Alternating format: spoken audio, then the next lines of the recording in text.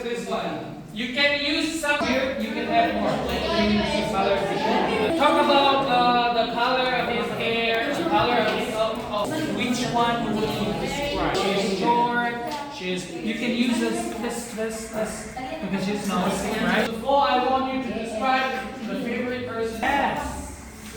You know what has meaning? She wears describe noun. What is noun? Yeah. Who is smart?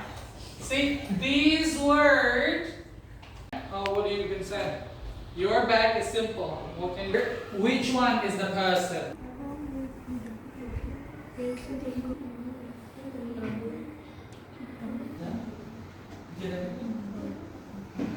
I want you to make it into a sentence, so you can say